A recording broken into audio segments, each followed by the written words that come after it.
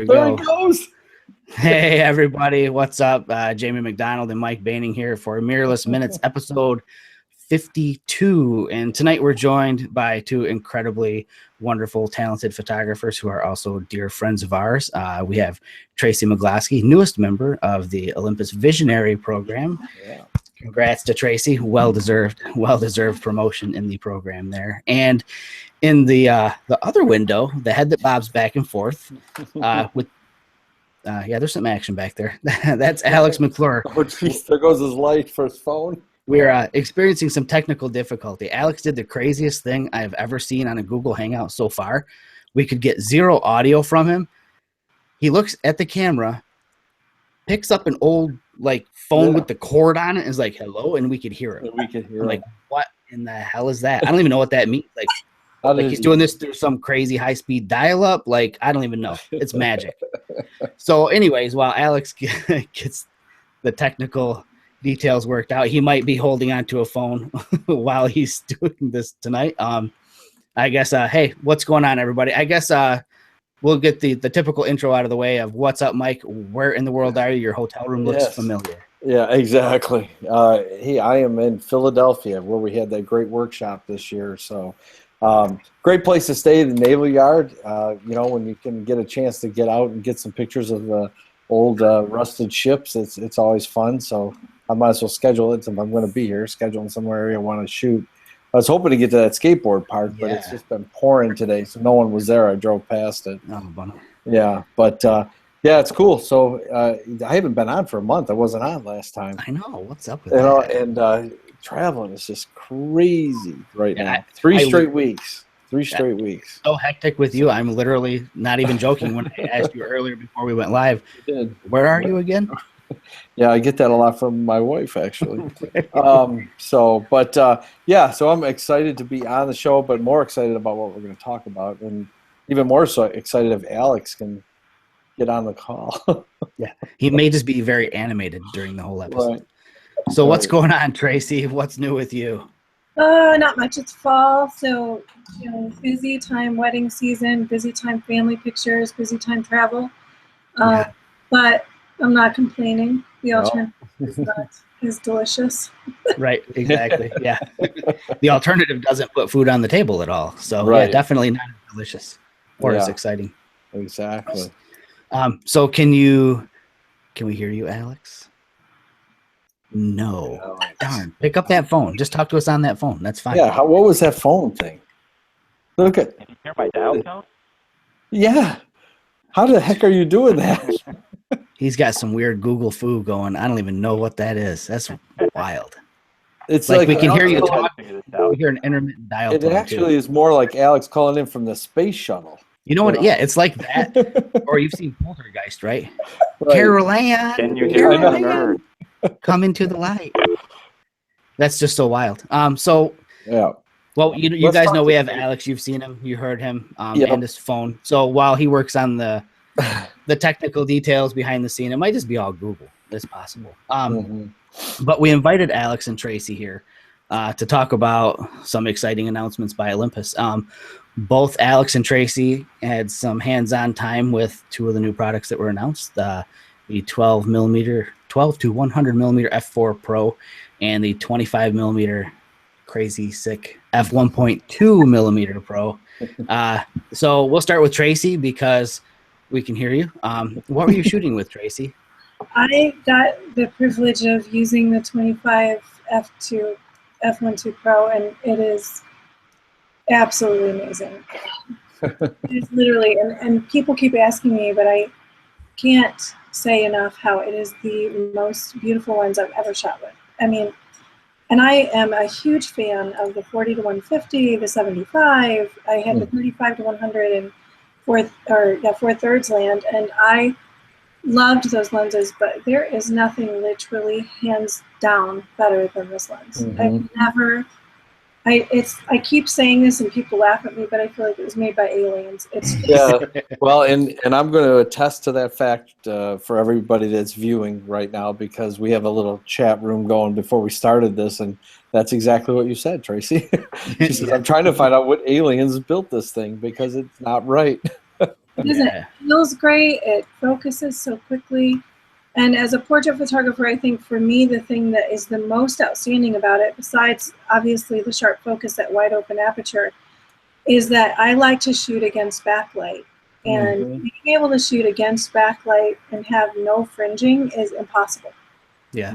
This lens maintains the detail in the light, and there is zero fringing at all. I mean, and I'm always dealing with, and I shot with the, the Lumix before, and I'll tell you, like, there is purple and green fringing all the time. Big time. Yeah. There's fringing with this 25. It is just incredible. How's the bokeh? Yeah. Oh, he talks. Hey. Hey, everybody. There he is. Hey, Alex. The bokeh is stupid amazing. I mean, it's ridiculous. For people who ask me about it, I compare it to the 75, but then I say, and then it makes the 75 look like it's not as bad. Am I allowed to say ass? As badass as it is? Yeah. Well, first you have to tell people you're from Cincinnati. If you say Cincinnati, it's fine. Okay, I'm from Cincinnati. So you can say that shit. It's really a badass lens, but the 25 is so much faster and so intelligent and so beautiful that it's like the 75, but it's way, way, way better. And that's a big statement too. It is, but for people who use the 75, they'll know exactly what I mean. If you love 75 and the output and the beautiful fall off, you will sell your house to get this. Yeah, right. The 75 is amazing. It is. Yeah. What? So you don't have the lens there, do you, or not? Me? Yeah. Right now, do you have it there? Okay. Is it on the camera? What do you have it on? I have been very fond of the EM5 Mark II recently. Yeah. I've kind of retired my EM1 a little bit because I don't know why, but I'm impressed with the dials. I like where everything is. It feels easy to me. It's funny you say that. I feel the same way lately, like in the last 2 months. Yeah. The night stuff, though, I agree with Jamie on the night stuff. Oh, yeah. Hands down. Felt but I also think the Pen F has got a cool night feel to it. So size-wise, because I know a lot of people, that's the questions I've been getting. Is it just like the same size as the other 25? And it's a different lens. You really shouldn't put it into the same thing, right? I mean, right, but the thing is, it feels like, to me, it feels a lot like the 12 to 40. Okay. In terms of its weight, its size, the way it feels in your hands. Obviously, it doesn't zoom. Right. But in terms of weight and the build quality and how it feels in your hands, I compare it to the 12 to 40. Okay. Yeah, I agree completely with that, without a doubt. Yeah. And what else did you shoot? I know I saw some of your pictures, but like, did you have it out in weather conditions and all kinds of stuff yet? Or I did a little bit because I do weddings, so sometimes I, in fact, was it this last weekend? Yeah. I can't remember. Anyways, the last wedding that I shot, it rained the entire day, and it is weather sealed, and it is so it does have the clutch, and it performed beautifully in the rain. I mean, there was no issue whatsoever. And of course, when you're doing weddings, it's important. Now here's the weather. No. So something that I've gotten asked actually numerous times about, which I love being able to say this. People say, well, okay, so it's f1.2. So how well does that work with autofocus? Because if I'm on full frame and I'm at f1.2, I can't nail anything. And I'm like, okay, so this comes down to like one of those benefits of the crop sensor, that we do have a little more depth of field. It's still ridiculously thin, like Tracie's probably got an example photo tonight. If we zoomed in on the eyes, you'd see that the eyeball here is sharp. And then when you get right here to the corner of the eye, it starts to fall off. But it's even worse than that. I mean, I say worse in a better way. Yeah, good worse. You could have, good worse. You could have literally the line of the lashes be totally sharp, and by the end of the lash, have a creamy fall off happening. But the autofocus so far for me, I think, has been every time nails it, and in low light it nails it. So it's nasty. Yeah, I would say for anyone who does portraits or weddings, it is a lens that you must have. I never say, but you must have this lens. Yeah. I would go as far as to say that when companies like borrow lenses, I do that every time, wrong shoulder. So when companies like borrow lenses get it, rent it immediately as soon as you can. It's an investment piece. There's no doubt. When you start getting into exotic lenses, like I got Voigtlanders up here, they're investment pieces as far as I hate calling camera stuff investments, but you do invest some time and energy into purchasing those. I can guarantee you rent it from borrow lenses, you're going to regret sending that lens back, and you're just going to run out and buy it. So might the country with it. I got to play with it. I got to play with it a while back, and what was really amazing was I was shooting in basically like a big conference room, and I didn't have to move my ISO up. I didn't have to make any corrections, and everything was really sharp that I was shooting. Yeah. So even in low light situations, I did not have a problem with it. Unfortunately, I only got to play with it for about an hour. So okay. So thank you for that. Good segue. Yeah. So Alex only got to play with that for about an hour, but Alex got to play with something else for a little bit longer than an hour. So so we'll come back to the 25 f1.2 in a little bit here, but we can kind of lead into what Alex had some time with recently, and that is the 12-100 f4 Pro. Yes, with IS. With IS, that's a good point to mention that. Second lens in the lineup to feature in-lens image stabilization. Right. Exactly. And it was, man, the lens was amazing. I mean, when I put it up next to like the 12-40, I literally measured it. It was 1.25 inches bigger, longer. Yep. That's it, eh? That's it. Jamie can show you the lens. I don't have it. Marketing actually wanted it back, so I had to ship it back to Olympus. Hate when that happens. I know. Darn them. So that's fully extended, and it's not really much bigger than the 12-40. The 12-40 is on a shelf. I don't feel like standing up. So, but yeah, like Alex said, it's really hardly any bigger at all. And they can do that. I think that was probably one of the motivating factors behind an f4 aperture versus an f2.8. I've had people say, well, how come they didn't do f2.8? And I'm like, do you want another pound added to your lens, or would you rather have something portable? Yeah, people don't get that. This is the compromise right there. Talk about the silly thing that has really nothing to do with the lens hood. Yeah, okay, so oh my gosh. I'm a stickler for those weird little things that most people probably don't notice, but so, okay, I'm going to stand up. God, make me do this. I'll show off my new shirt. While he's standing up, I shot that lens at f4, at 6.1, at 7.1, at f8, at f12, at f20, at f22, and every image was amazing. I mean, literally straight out of the camera. I didn't have any problem shooting anywhere in the range. And that's one of those things that I wish people not in our ecosystem understood about Olympus, that their optics are ridiculously good. Olympus is an optics company. They're world renowned for decades for that.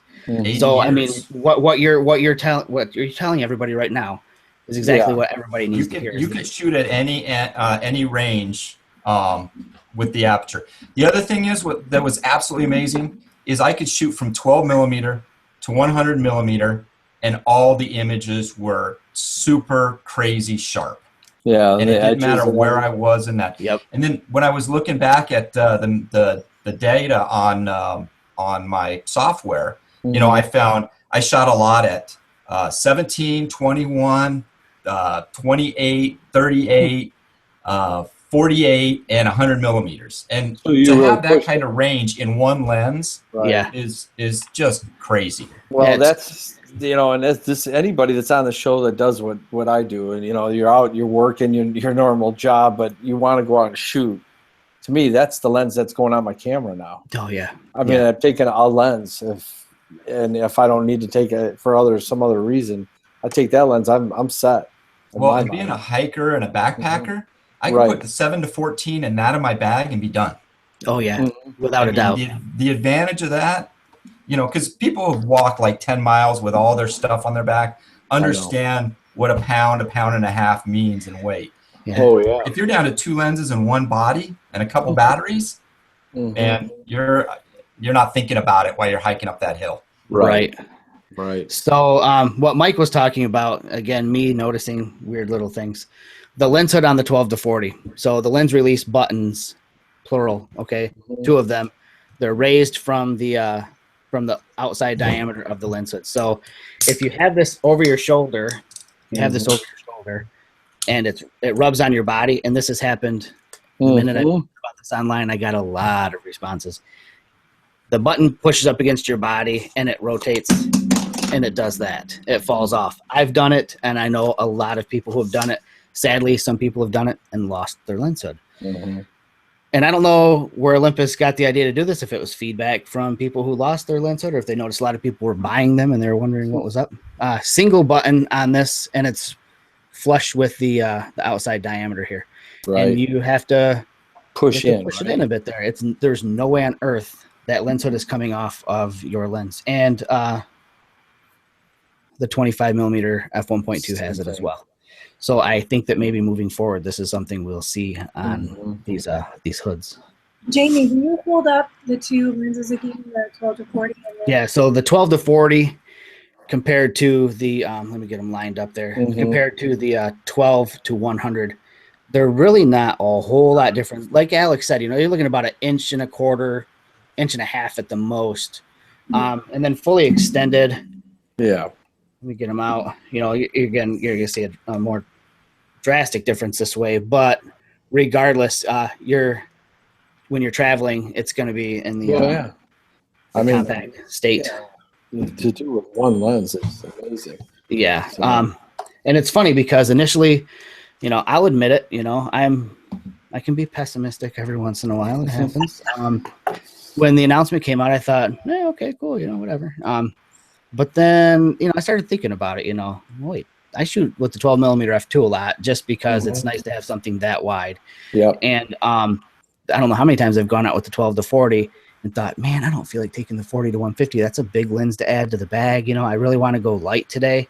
Man, this is a killer compromise. I was just going to say, now you got it. That's what I'm thinking completely. Yeah, and if they would have made it at 2.8, I think it would have been really similar in size to the 40 150. Oh, yeah, exactly. That's what I was saying earlier. You'd add another pound to this lens, to put it at that aperture. So exactly. It was a genius move. I love it. Yeah, and all weather seal too, correct, Alex? Yes. Yeah, so, I had it in all kinds of crazy stuff. And I was just going to say, did you have it down with you in the sands there?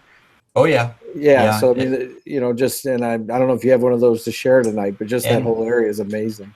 And in the rain. Yeah. I had it out the what do you call that? The sunroof of my buddy's car while we were driving through Hurricane. What was the last one that came up from Mexico? Oh yeah, I saw your photos from that going. Yeah, we were getting dumped on, and he's like, "Close the roof." I'm like, "I got to get the pictures."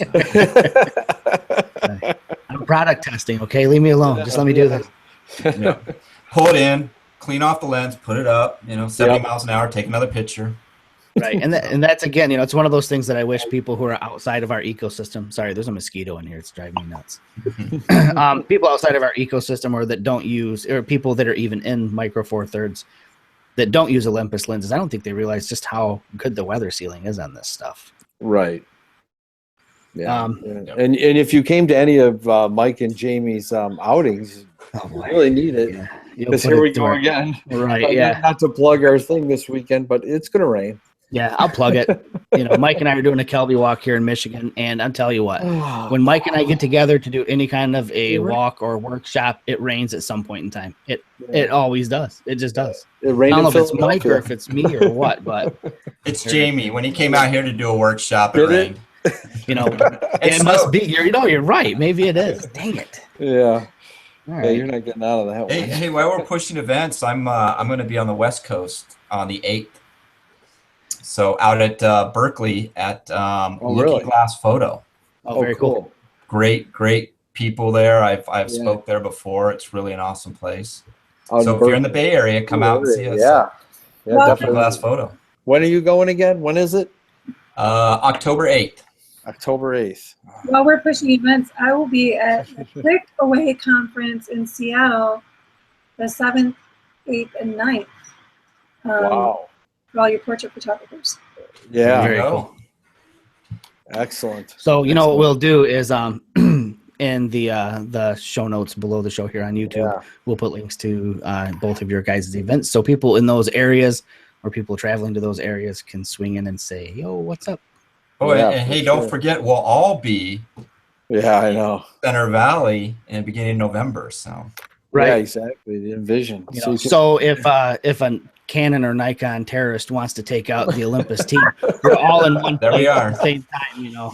It might not be strategically the best thing to do, but hey, we're all going to be there, and we're fun. Yeah. Come by. We'll let you shoot one of the new lenses. Yeah. There you go. Believe me, I know. Jamie, when you were talking about shooting full frame, and Tracie, I can't remember what you shot it for. Did you shoot Nikon or whatever? Olympus. It's always been Olympus. So I shot Nikon, and I had the full frame in it down. I can't remember. It was a 1.4 lens. It was horrible. Trying to get any kind of tack sharp, unless you were absolutely perfect. And I don't know if Tracie mentioned this, but I think she probably did. You're shooting wide open a lot, right? With that lens, and it's still razor sharp all the way to the, to the edge of the frame. Literally. And I tested to see if I could get a sharp image all the way on the edge of the frame. Right. Yeah, it's absolutely sharp. Well, and I think that's important for all the viewers too, because I'm sure they're all saying, well, before guys are with Olympus, of course you're going to say it's perfect. Well, you got to remember the lenses that Tracie and Alex had, they actually had to test them. They weren't the only testers, obviously, in the world of these lenses, but when we test stuff, we're expected to put it through its paces. Yeah. Not just say, oh, this is a great lens. Because I know when I did the Pen F, it was like that. They said just do everything you possibly can. Maybe not break it, but to really push to find errors or faults. Yeah, to find errors, right. And because those are pre-production. Yeah, and we actually have PP serial numbers for the pre-production. Right. So, when they're saying they want it back because there's only, one a year, I got to send it back. So. They actually really mean it. Yeah. I'm really trying to hold on to mine as long as I can. Fingers crossed for you, Tracie. Well, we won't tell them you have it. What lens? What are you talking about? Jamie's got it. I don't have it. So I guess we could probably transition over to do some image shares. And since how Alex was late to the game, we'll let him go first if he's ready to do it. Ooh, okay. How do I do that? All right. So we'll go to Tracie while I tell Alex on it. Dang. See how that worked? Yeah. Oh, let's see. So while she's getting queued up, Alex, on the left-hand side of your screen, if you move the cursor over, a little tray will slide out. Got it. The second icon down is screen share. Okay. And you'll choose that, and then when you click that, a window will pop up, and you choose which window has your images in it. Can you see it? All right. Yeah. It's gorgeous. Hey, Jamie, before she starts, can you put her as like the leader or something so we could talk over without our faces coming up? Yeah. Let's see. Present to everyone. There we go. She should be on everybody's screen. Yeah, I just got her a little note. Okay. So now we can talk and it'll stay up there. Yep. Yeah. So this is what I was talking about with how sharp it actually is. If you can see her lash line right at her eyelid, it's tack sharp, and you can see by the end of the eyelashes, we already have fall off. It's insane. It's so sharp, and it's such a beautiful, intelligent. Oh my gosh, I could go on, but I just thought that was worth showing how actually sharp it is. Is there a way for me to make these bigger for you guys? If you hit command, there you go. Yeah, you got it. Bring it in. They're perfect. Seeing wow, how sharp it really truly is. Holy cow. Yeah. And plus we're doing this, and plus you're seeing this over the internet and everything else. It's still impressive. Yeah.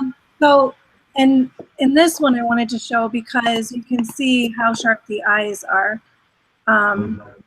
This is in a mirror even, but my goodness. Are you kidding me? Wow. Yeah, it's amazing, Tracie. Game over situation. This lens changes everything. Man, look at how she's cut out from the background. Yeah. Holy crap. I can go back to you guys. Yeah, I mean, it's...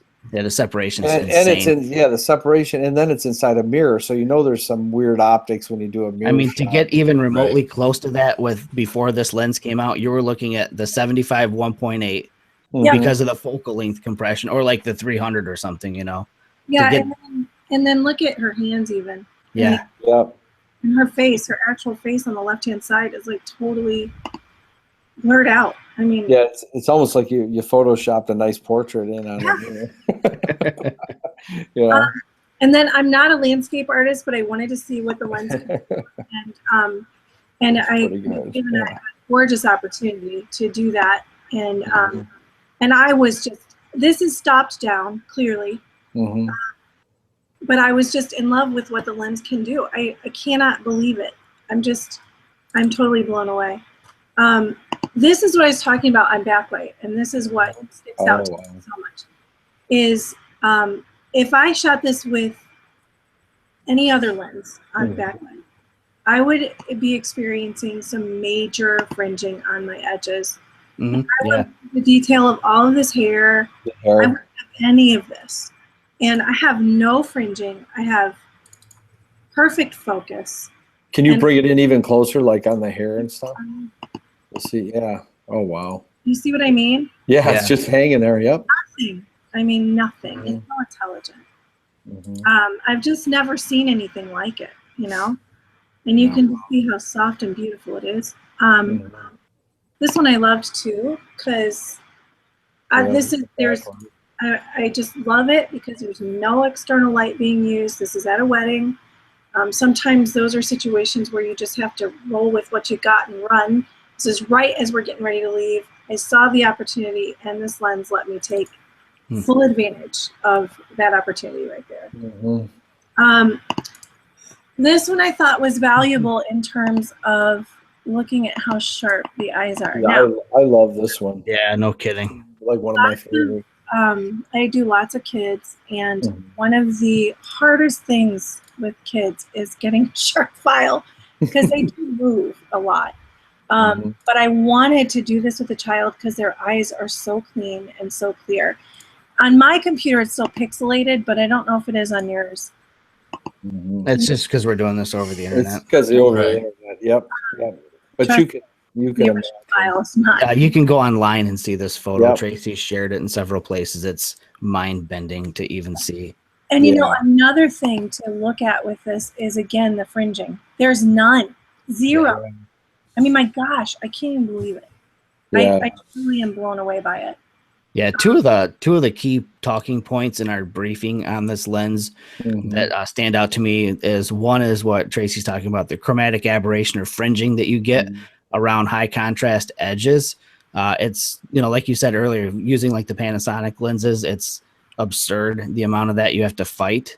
And granted, they'll correct that in the Panasonic bodies, to a degree or whatever, but still, to get this straight out of the camera like that is just ridiculous. The other thing they talked about too, that Alex and I both relate to heavily is round points of light. No coma is what they call it. You'll get, if you're shooting stars, you'll get your star looks teardrop shaped, and we'll probably talk about that a little bit later. But beautiful so far, Tracie. This is for every newborn photographer in the world because I really feel like getting those lashes and being able to show this kind of detail on a baby is so important because the details change moment to moment. I mean, it's just so fast.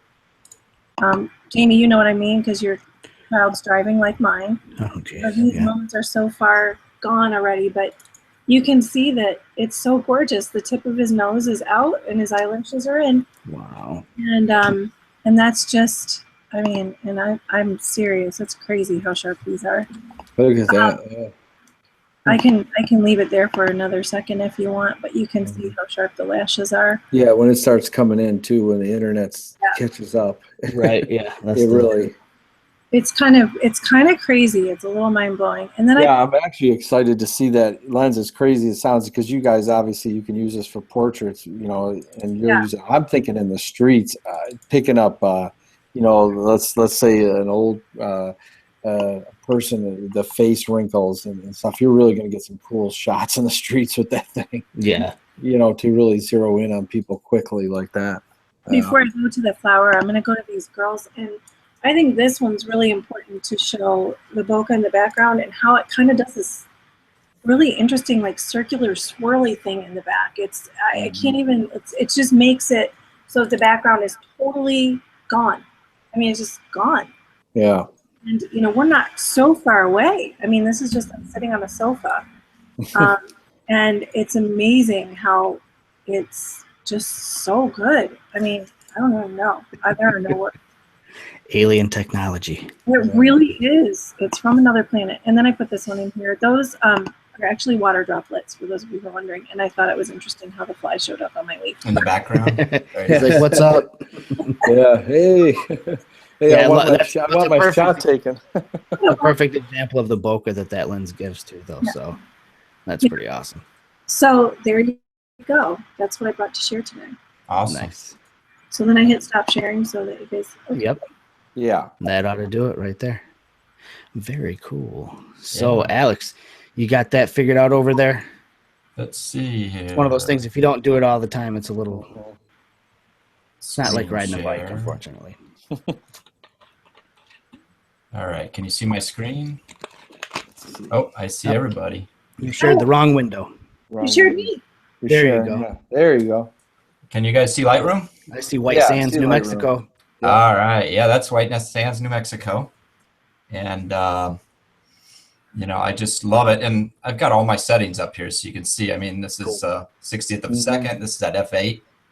Yeah. 18 millimeter.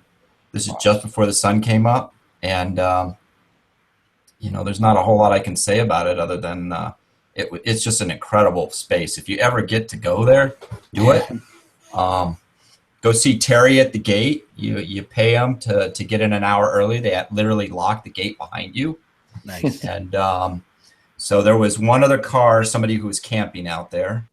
And me and a buddy of mine, Paul, went. And we had a great time. What like how deep are I mean the sand is it really deep as you're stepping in it or? Well, it's actually gypsum. Oh, okay. So it's white, and it's a lot denser and a lot heavier than sand. Oh yeah, So I would imagine so. your feet do. I mean, if you look over here, I don't know if you can see my little cursor. Yep. You look over here, you can actually see some footprints. Okay, yeah. But they're not As soon super as the deep. internet comes in, you can see it. Mm-hmm. But up close, the texture, it's just amazing. So I'll have nightmares of all the time spent sanding drywall where we did our house, right? If I'm That's exactly, and all the years I sold the damn stuff. Yeah, wow. So then we have sunrise. It's like being on the moon or something. Looking at it does. It I love was how and minimalistic you can get the looks out there. yeah, and it rained the day before we had that storm come through. Really?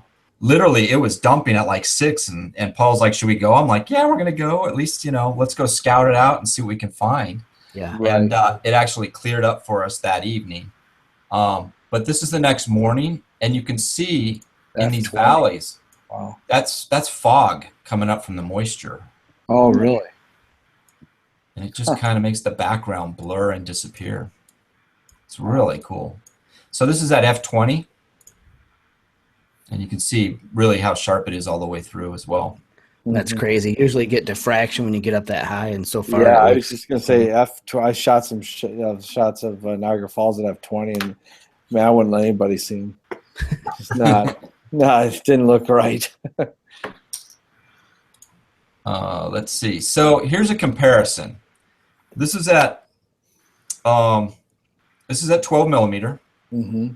So this is Huntington Beach Pier in the background. Yep, I know. Summer day, people all over the place. Yep. And there's at 200. Wow. So 12, 200. See, I mean, that's right there. That sells me. That's the travel lens. Right. Well, there. and this is Emmy and Eva out here. They're well known. And when I back out, when I back out, you can't even see Emmy anymore. She's gone. Oh yeah. Wow. Yeah, exactly. I mean, so That's what you said 200. Does that mean you use the 2x digital teleconverter? No, I'm sorry. This is 100 millimeters, so it's the equivalent to a 200 Yep. millimeter. Yeah. But yeah, it really is amazing. So the next one is shot handheld at 1/6 of a second, and there is no edits done to this. This is straight out of the camera. The clouds look sick. That's superstition, Alex. Yes. The crepuscular rays. Out there that other night. Yeah, and this is the Elvis Chapel. Yeah. The Elvis Chapel was used in a 1969 movie with Elvis Presley, and was later moved to this location. The barn back there is from the Rifleman. If you ever watched the television program. What side is that on compared to where I went the other night when I was there like 2-3 weeks ago? I was on. You had told me to hand out there. Why can't I think of it? It's where the ghost town that isn't a ghost town. It's a tourist ghost town. Oh, yes. You drove right past this. Did I? Okay. Yep. Of course. Yeah, this would have been on the right side. And this is at F4. Yeah. So this is also at F4. Oh. These are the wild horses, the Salt River horses. Yeah. And I shot this at 100 millimeter. And it's just incredibly sharp from edge to edge. Really, really is. It didn't matter if I was shooting at 12 or 100. I couldn't find any problems at all with it. Just really sharp. Yeah, those horses are great, boy. Now, one of the things you see is the bokeh. You don't have a lot of fade because it is an f4 lens. Right. So that's one of the compromises you're going to have in this lens. But for weight and hiking and everything else, I think it's a compromise I can live with. Yeah. There's enough separation between your horse and your background, too. I mean, I totally love that. So when you get that contrasting image of the dark to the background, you really pull it out. So. Yeah, I think, like Alex shows, if you know how to compose the shot, it works. Even at f4, it's good. And again, this is straight out of the camera, so I have done nothing to this. I have one more image. I was not able to find. Let me see if I... Whoa. Infinity. Wait. Let's come back. It's like watching Inception. Yeah. All right. Let's see. Is it still doing it? It's still doing it. Okay. Sometimes let me see if I can... that when it's on the... Can you guys still see my screen? Yeah. All right. Let me find one more photo here. Here it is. I may need to open in Photoshop. Because this is showing you the macro of this lens. Now, I don't know how close I am, but I can tell you the lens hood is actually resting on the camera. Yeah. And this is at 12 millimeter.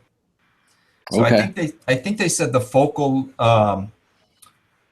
range on this at 12 millimeter is 1.5 centimeters. Yes. And I don't even know how to measure that, but this gives you an idea how close I am. Yeah. You run the risk of touching your subject. You can be so close. Right. Yeah, it's awesome. So got a little nick there, but yeah, I love it. And I think that's personality. And I think this was actually shot at like 1/6 of a second also, because it was in my kitchen. So. Yeah. Very cool. I see some food on the counter back there. All right, let me see if I can get this back up without. Oh, there we go. All right. Cool. Very cool.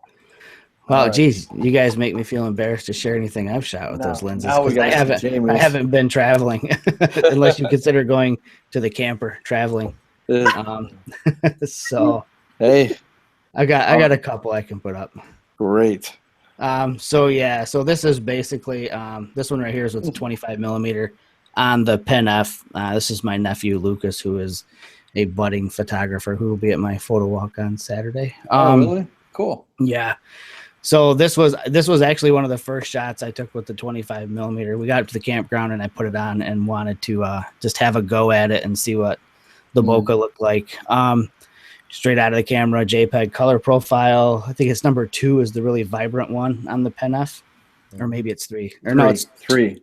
3. So yeah, that it's like an Ektachrome, but you're not supposed to say that. yeah, yep, Yeah. it's that one brand.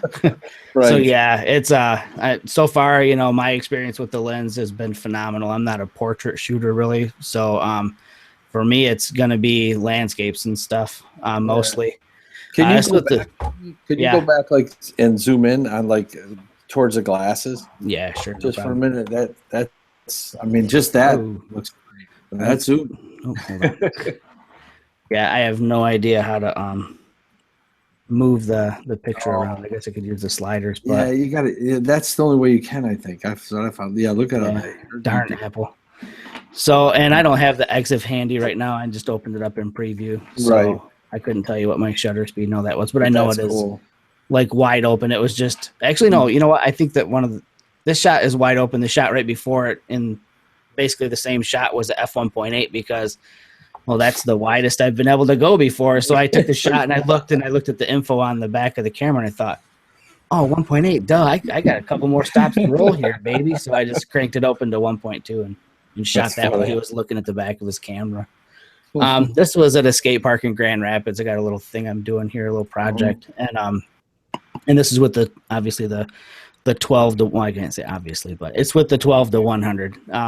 And this isn't all the way out at 100 millimeters either. So this is at like 63 millimeters, I think, if I remember right. 63 millimeters, but wide open at f4, just so I could get the fastest shutter speed I could to freeze the action. Right. This is a single frame in a sequence of probably like 15 or 20 frames of this kid skating. And it's cool to be able to sit at the skate park and sit near like one of the structures there, wide at the widest end at 12. So I get this really wide perspective. And then I noticed this kid taking off towards this rail at the other end of the park, and I can just crank the zoom out, and get in close. Exactly. All with one lens. Don't have to grab the second body and shoot because you have the other lens on. That's exactly what I'm exactly. thinking. Yeah, When and you know what? When we were at that skate park, Jamie, here in Philly, Yeah. it would have been awesome. You could have stayed in one spot. Yeah, I didn't have to zoom with my feet. I could be lazy at the end of the day. Yeah. And like Alex, I wanted to just see about getting close. And so I'm a nerd. I'm always finding weird stuff to shoot. What I is was that? driving. It's a coral fungus. So Nice. Did you bring it home? no, I brought it back to the campground to show everybody. I told you I'm a nerd. Okay, so there's a spot that I shoot down the road from our campground that's got this old 100-year-old barn on some property that's public access land. So I was shooting there, shooting birds, and like I usually am. And I was driving back, and on the side of the road, I saw this growing on the side of a hill. So, and my wife, immediate response, how on earth did you notice that when you're driving down the road? Because that is about the size of my hand, and I don't have giant Kareem Abdul-Jabbar hands. I've got small Jamie hands. So she's like, I don't even know how you saw that. And I said, I've always wanted to see one of those. She goes, that doesn't mean you should be able to see it from the car driving down the road. So anyways, I jumped out, climbed up the hill, and got really close and shot this again straight out of the camera with the EM1. No adjustments. This lens is stupid sharp, and extremely happy with it. But Wow. this photo I'm really happy with. Seems like a lot of people were happy with it too. I was That's surprised sick. that people liked it. But this is something I wanted to try with the 25 millimeter was shoot at f1.2 and shoot stars.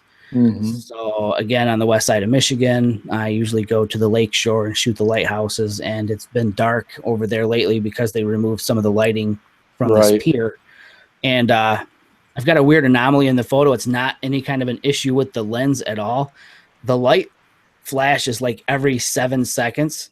So as soon as it flashed, I triggered the shutter, counted to 7, put my hat in front of the lens right before I got to 7 to block the flash, pull it off, and did it one more time. But somehow I ended up with light beaming off of the lighthouse. I have no idea how that worked, but the exposure did run a little long. You do see a little bit of streaking. I ran it at 15 seconds. I should have been back down like closer to 10. But it's razor sharp. There's no coma, or what do they call that? Stigmatism, Alex, maybe. Yeah. You don't run into any of that with this lens, which is it's pretty astounding to be able to shoot. That's great for 15 stars. seconds too. That's really great. To get that. Yeah. So, but that lens is a beast. Not just for portraits. I mean, I think you could use it for anything.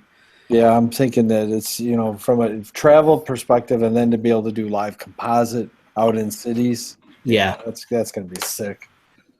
That'll be fantastic. So, yeah, I'd say they're pretty good now, but we don't have the new macro lens. I know we're leaving it. It's like the EPL8, sort of gets left off. Right. And again, that's one of those lenses too. At first I thought, well, I've already got the 60, what's the point of the 30? And right. Again, that's my initial, I need to think things through before I make a judgment call. Well, and I think it's a great price point too. Exactly. So if we're looking to get into macro, and it's right. And the magnification is double of what the 60 millimeter is. Yeah. It's a 2, or is it 2.5 or 2? I don't remember. Versus I think the 60 is like a 1-to-1.